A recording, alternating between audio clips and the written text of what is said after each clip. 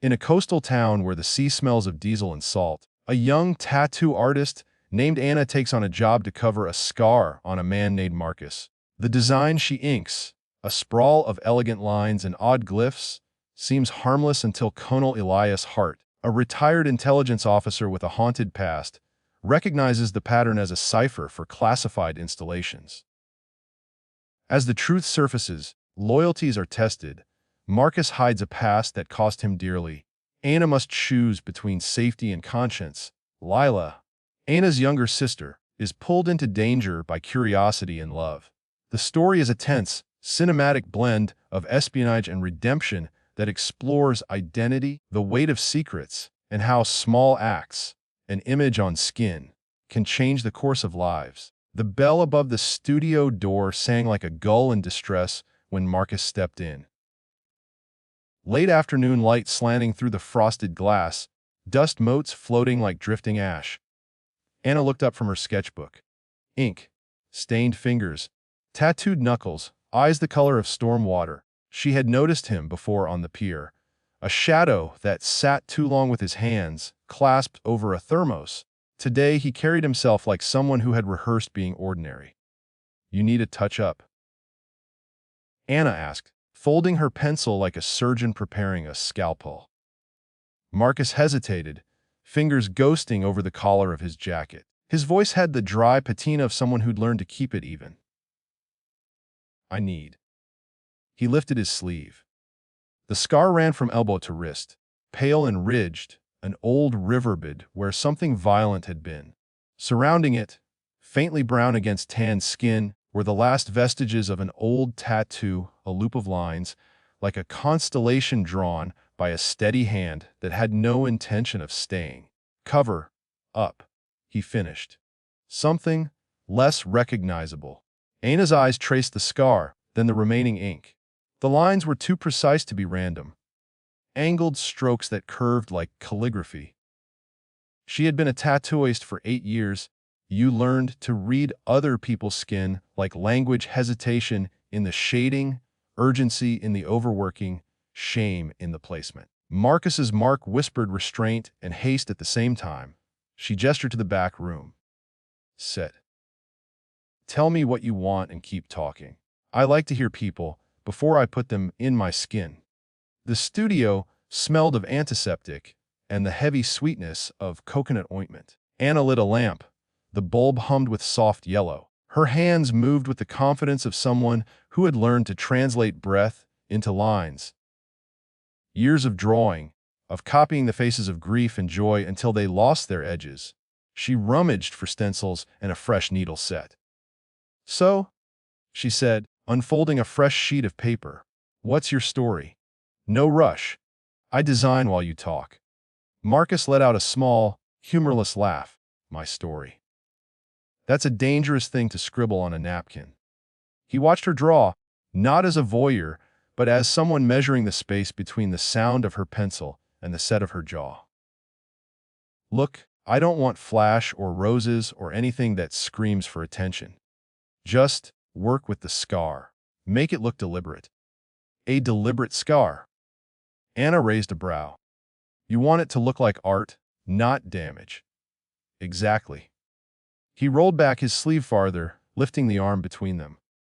The scar was puckered and pale, the skin slightly discolored where it met healthy flesh. "Something that says, 'I chose this.'" Anna's pencil hesitated. The idea brewed in a different register, the savage irony of making choice from harm. She sketched a rough shape, a ribbon of black, inked waves that cradled the scar, overlaying it with a cartography of tiny dots and bars. The pattern was abstract enough to read as decorative, but, to her eye, balanced and intentional. "Good," Marcus said. "Subtle and complicated." When she transferred the stencil to his arm, Anna noticed a tiny correction Marcus made. His fingertips smoothed the edge of a glyph as if he could erase history by steadying the present.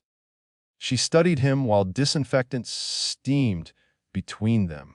He was too muscular to be a civilian with no history, and there was a soldier's economy to the way he moved. No wasted gestures.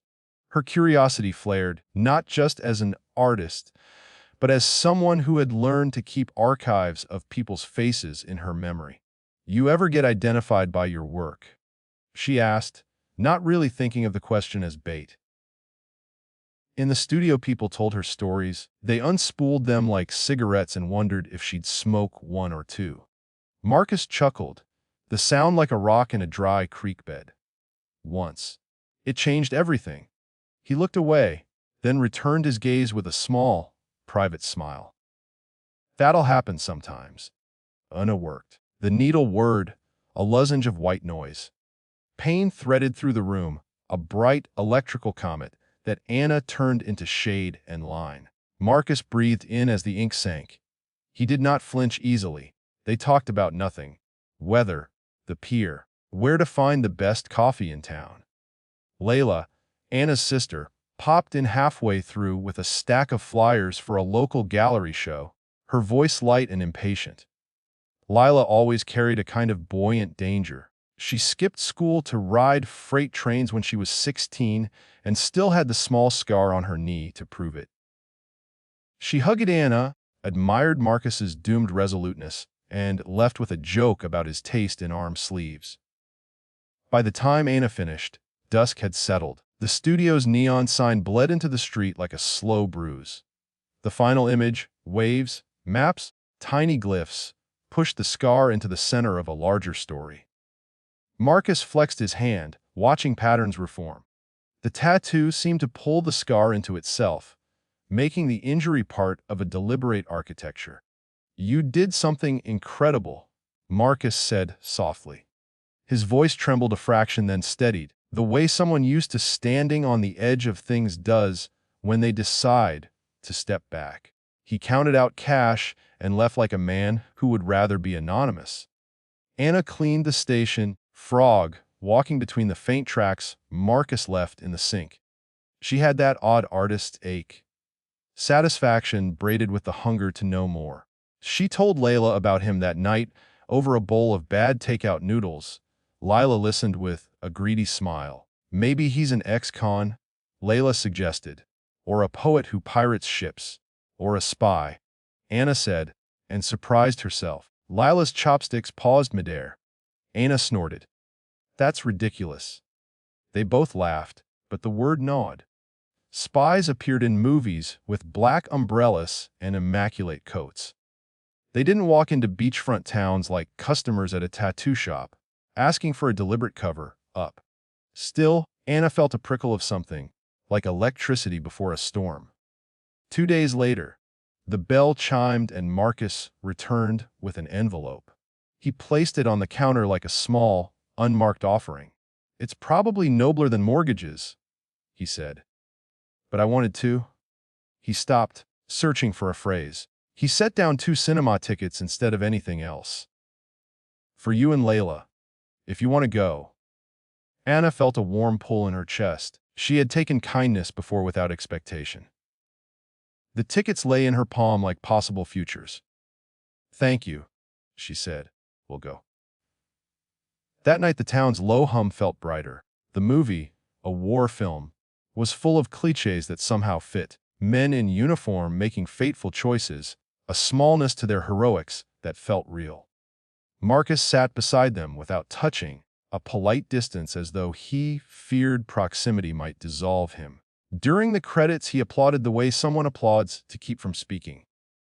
As they exited into the cooling air, a car idled at the corner. It was older, international plates, its headlights cut the darkness into sharp angles, then settled like watchful lids. Anna noticed it, because she always noticed. She had grown up among fishermen and watchmen. Their caution lived in her bones. "Who's he with?" Layla asked Marcus. Marcus did not answer right away. He looked at the car and something in his shoulders stiffened. "I have to go," he said, too quickly. "Thank you for." He dropped the sentence and left, moving with a purpose that had nothing to do with the movie or the tickets. Anna watched him go and felt the city fold back into its ordinary skin. A week later, there were rumors. Whispers near the pier about a man who'd been seen speaking with a man in a navy blazer. Rumors that tasted like cobwebs and petrol. Then the colonel arrived. They called him Colonel by instinct more than respect. Elias Hart's name threaded through the town with the weight of weather. He wore his uniform replaced by a plain, almost indistinguishable suit, and a habit of standing at attention when no one else was. He had an angular face, white hair cropped close, and eyes like flint left in water, sharp and cold. He walked into Anna's studio at noon without knocking, the bell's chime ignored, as if he expected silence to answer him. Anna almost scrubbed her hands in front of him, the reflex of a woman who always prepared. The colonel didn't look at her hands. He looked at the tattoo on the wall, a glossy flash of color and line. Then, without preamble, he unfolded a photograph and laid it on the counter. It was Marcus's arm, turned in a way that made the tattoo read like a palmistry chart. The colonel's mouth thinned. "You did this," he said. It wasn't a question. Anna's stomach dropped. "Yes, 2 days ago." "Why? Who are you?" Hart's laugh had no humor. "Colonel Elias Hart, retired." He studied her like a ledger. "That ink, on that man, wasn't designed for decoration." Anna felt fingers of ice travel up her spine. "I'm just a tattoo artist. People bring me designs." Hart's gaze sharpened, not unkindly. "Sometimes people bring designs they've been carrying for decades. Sometimes those designs contain instructions." He tapped the photograph with a rigid finger. "What you inked on him is not artistic whimsy. It's a modified map and a cipher. It designates." He paused, choosing words like bitter fruit. "Installations, silos, relay positions. Important places, Ms. Rivera." Anna heard the name like a bell in a cavern. Rivera? Anna had not told him her name. She met his gaze, searching for a lie and finding something else, exhaustion worn like armor. "Why tell me?" she asked. "Why come here, to me?" Hart's voice softened to something almost human. "Because you rendered it differently." He tapped the photo again. "You added waves, altered the spacing. You made a design readable only if one knew to look for it." Anna pictured the clean curves she'd drawn, how she'd hidden the scar within the negative space of a swell. She felt suddenly exposed. "I didn't." Her voice was rough. "I didn't know. I thought," he said, "cover the scar." He asked for nothing recognizable. Hart's eyes flicked toward the studio window where the street beyond hummed on. "Men like him are careful," he said. "They don't usually make mistakes. Either he trusts you, or he's desperate." The next words arrived like gravel sliding downhill. "We need to find him." Anna's response was a physical recoil. "Find him? Why me? I don't know anything useful." Hart's look hardened into something practiced. "He came in here. You can tell me the pattern of his visits. Who else he talked to? You're local, you see things." "She came to my shop once," Anna said before she could stop herself, thinking of Layla. "My sister, she's carefree but—" Hart's eyes rested on the younger sister's image like a man registering a risk. "Is she here now?" "No." Anna answered truthfully. The studio felt suddenly too small, like a casket. "What he carries can end lives," Hart said. The words were not meant to frighten Anna. He spoke as a man explaining weather patterns. But they landed in her chest with undeniable force. "I'm taking it seriously." Anna thought of Marcus's face, of the way he had tucked his fingers under his own wrist to hide something. She thought of the tickets, the way small kindnesses can complicate a life. "If he's dangerous," she said, "then maybe the right thing is to call the police." Hart shook his head. "Police are visible. If what he carries is a map, then exposure will move men who are neither policemen nor patriots. It will move contractors, scavengers, men for whom classified means profitable."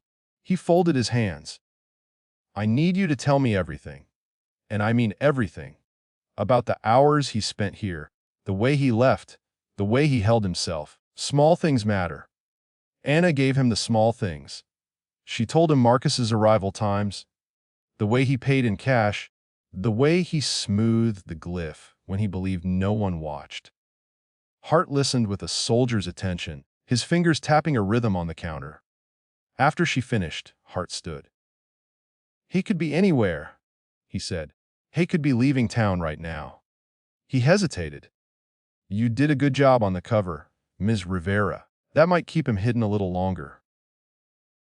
"You're saying he's in danger," Anna said. Hart looked at her with a wariness that tasted like old smoke. "He is carrying something others will want, but he also—" He closed his eyes for a moment. When he opened them, they had a softness that didn't belong to a man his age. He may also be running. The next days smeared by an anxious slow motion, Anna found herself checking the street as if expecting the sea to cough him up. Layla stopped by more often, leaving a pothos on the counter and helping Anna mix inks. They joked about everything: old boyfriends, small petty crimes. Lila's jokes were sharp and bright. They were also a shield. Anna shared Hart's visit with her, watching the reaction bloom and then recoil.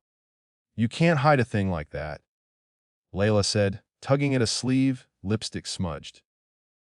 "Either he's important or someone is looking for him. Or both." She was half smiling, but there was fear behind the grin. Fear that was very like protectiveness. Anna's nights were full of dreams where lines on skin rearranged themselves into road maps. In one dream, the tattoo leaked, the ink following the scar like black tide, filling streets and buildings until the ocean itself was ink. She woke to find the sunrise bleeding between the slats of the blinds.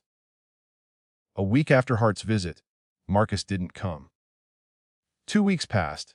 The police asked questions they did not pursue with zeal, content to pencil his absence into the docket and move on. The town had its own rhythms. It had little appetite for mysteries that smelled like trouble. Then Layla disappeared. Anna's world imploded into the immediate, the urgent. The phone calls, the thin, authoritative inquiries, Hart arriving again with his suit wrinkled and his expression widened into grief. These things replaced the slow anxiety with a jagged, open wound. Layla had left after midnight for a night out with friends. Her trace ran dry after a taxi that had arrived a minute late. There was a smear of red lipstick on the back of a chair. A neighbor reported seeing a car with one headlight thunder away toward the highway. Anna's hands found Hart's shoulder without asking. "Find her," she begged. His face, in the narrow shadow beneath the studio's track light, was all bone and tired maps. "We will," he said. "But you must be honest with me. You must tell me everything you know about Marcus." Anna told him then, full confession angled under pressure, the tickets, the night at the theater, the way Marcus had left in a hurry, the way Hart had told her about the tattoo. She confessed the small shame of having designed something that might have been a map. She felt like a traitor in her own body. Hart listened and then, with the authority only a lifetime of commands can craft, he organized a search. Men with the Navy closeness of former operatives moved through the town like wolves. They questioned fishermen, scanned the docks. They called in favors upstate, in places where Hart's face and a few whispered words could open locked doors. Anna helped where she could, flitting from one thread to the next, offering what small knowledge she had. She learned the uncomfortable truth about intelligence. It thrived in quiet means. It valued silence over confession. The search turned up a photograph. Grainy, a captured frame from a security camera near a gas station. It showed Lila stepping from a cab, with laughter caught like a spark at her lips, a man with a dark cap leaning toward her, as if he wanted to ask a question. A second frame. The man's face was unfamiliar, but his hands were not. A creased knuckle in one of the frames matched a blurred shot of Marcus's left hand posted on a bulletin board. That match was a small, bright stab.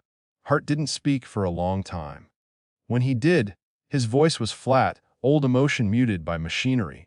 "He should be dead," he said. "Or gone. But he's not. Layla's trace is different. Someone wanted her specifically." Anna's stomach turned. Lila had always been impulsive, bright at edges, but she hadn't been reckless enough to expose herself to men who haunted the edges of classified maps. Anna's mind went back to the night when Lila had left the studio with flyers and a kiss blown to the air. Hart's team found a cell phone in a ditch 2 towns over. Contacts had been wiped, but there were fragments of name. Once. Marcus. A phrase. "Meet at the old lighthouse." Repeated like a mantra. The old lighthouse sat on a jagged point of land, a skeletal sentinel that had not functioned for decades. It had an uncanny way of making people feel like trespassers against the pull of the sea. Hart led the team there in the hours before dawn, a small convoy rolling ghosts over the salt, hard roads. Anna sat in the passenger seat like someone being towed, tense and hollow. They found them there, Layla, alive though shaken, tied to a chair in a room full of crates and faded maps. Marcus stood a few feet away, hands not bound but empty, breathing in the cold salt air. The room smelled like kerosene and paper. A man with a soft face and a chipped tooth, one of the contractor types Hart had warned about, stood at the edge of the doorway, eyebrows raised.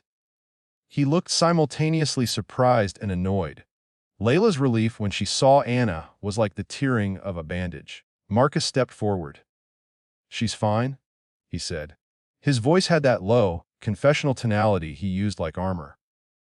"They wanted the map. I tried to negotiate." "You tried to what?" Hart's voice cut. "You put her at risk." Marcus looked at Hart with a weary apology. "I didn't want them to hurt her. I thought I could keep her safe." Hart's jaw tightened. The contractors were lined up like creditors. They had the appetite of men who believed in the exchange of information for coin.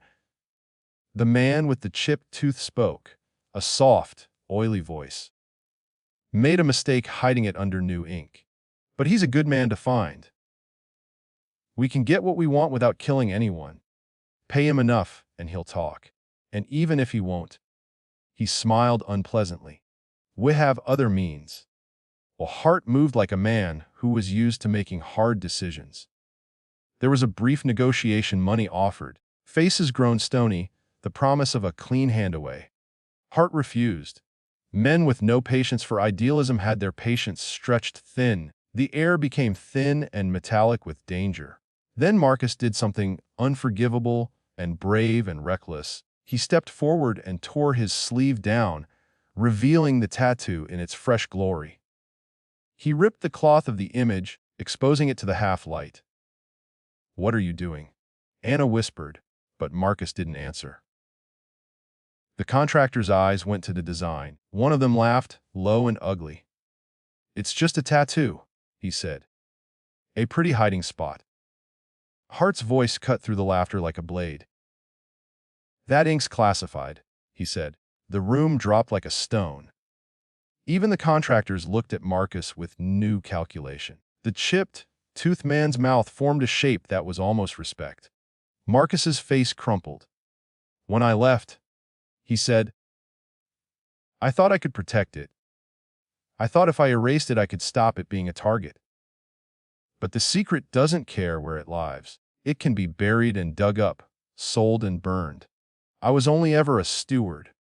Hart looked at Marcus, as if weighing the options of a lifetime. Then he did something that surprised Anna. He turned to the contractors and offered terms.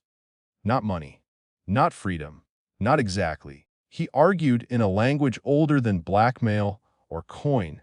He spoke of obligation, of the cost of playing with weapons that belong to governments, of the heat that comes when small-time dealers try to run with nuclear shadows.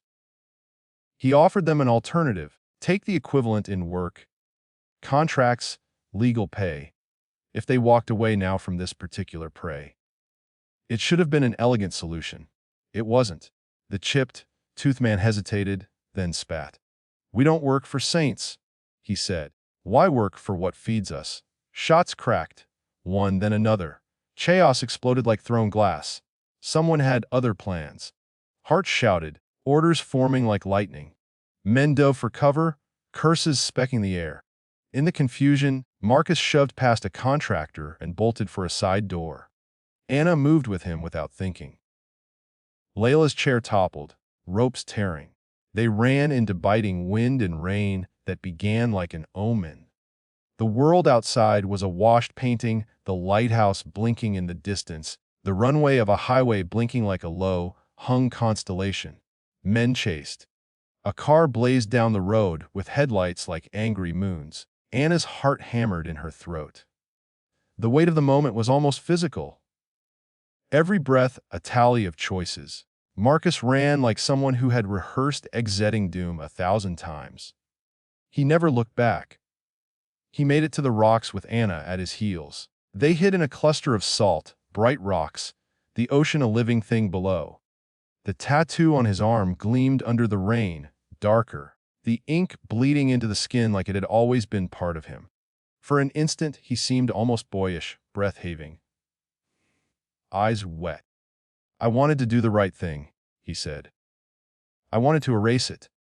"You can't erase the past," Anna said. She felt ridiculous and fierce all at once. "You can only choose what to do with it." Marcus laughed, a ragged sound. "Do something with it." "Like what?" "I ran with maps they told me not to carry. I thought I was protecting people by keeping it hidden. I was an idiot." "Maybe," Anna said, feeling the tide wash the underside of the rocks. "Or maybe you just wanted to be useful." Marcus laughed again, and the sound was almost tender. "Useful to who?" He swallowed. "I was useful to men who profit from secrets. When the truth was heavy, I tried to carry it like a bag of potatoes and dropped it in someone's lap. I deserve." "You deserve nothing," Anna said. "Not that. You deserve a choice." He blinked at her as if seeing her for the first time. "What do you mean?" "Help them understand the cost," Anna said. "Help them make it harder to weaponize." That's what Hart wanted, wasn't it? He wanted to contain it, not hide it for sale. Marcus's shoulders shifted. "You think I could go back to them and say, 'Hey, I want to help you regulate this thing that could destroy people'?" He snorted. "No, that's not how this works." The truth in his words was a thin, painful thread. Anna felt the geometry of it. How power prefers simplest exchanges, silence for coin, code for protection. She had watched the world hand itself over to these trades long enough to know that the morally right choice is rarely the easy one. "You could start by telling the Conal the truth," she said. "Everything. Maybe he can change the angle of the problem." Marcus closed his eyes. "He tried once," he said softly. "He told me that the map, what it pointed to, had been phased out of active service. But contractors live in gray zones. They find old maps and update them. Men who have nothing but greed find power in relics." Anna's mind warmed with anger. "Then we stop them." "Why?" He looked at her with a humorless curve of mouth. "You would be throwing your life in there. Your sister." "She's okay," Anna said, remembering the way Layla's hands had trembled. "She's alive because of you. Because Hart's men did something right. That counts for something." Marcus looked at Anna until something like resignation and something like resolve settled on his face. He was a man who'd spent his life being commanded, and now he seemed to listen for the sound of his own will.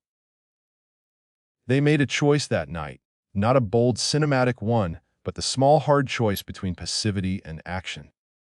Marcus went back to Hart. He told everything, how he had been a courier for a small clandestine net that trafficked in intelligence fragments, how he'd been told to keep certain tattoos as mnemonic devices, how he'd tried to erase them and hide them in better art. He confessed his fear and his cowardice and his moments of quiet bravery.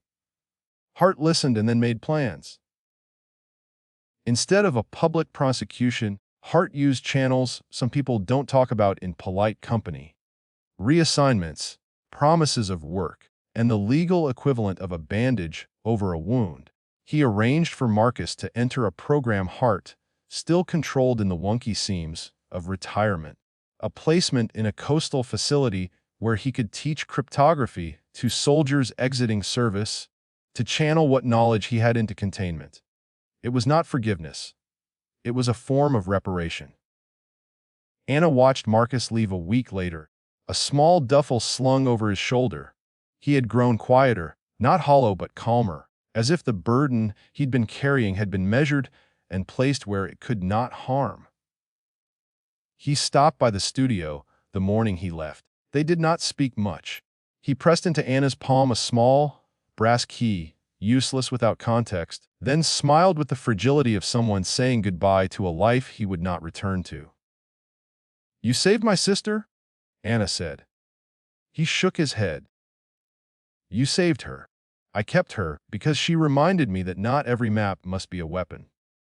Lila went back to her life with a new caution, the jokes quieter but full of iron. She sketched, traveled, and left the town for a while to find places without lighthouses and without men who thought maps were currency. She remained in Anna's life like beacon light, flawed, bright, and stubbornly present. Hart came by rarely. When he did, he spoke about the old world with the easy cynicism of someone who had led too many men across too many borders. He admitted, one evening over coffee in the studio's small back room, that he had been living in a slow apathy since retirement.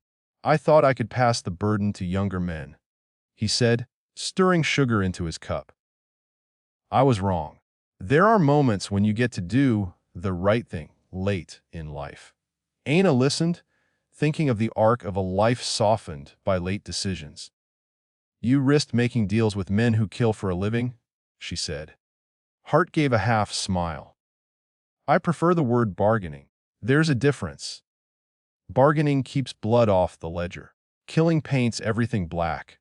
Anna found herself thinking about the tattoo on Marcus's arm, about ink and choice and the strange moral algebra that converts symbols into leverage. She had covered a scar for money and curiosity and ended up embroiled in a story about the shifting edges of warfare and the men who make their economies off fear.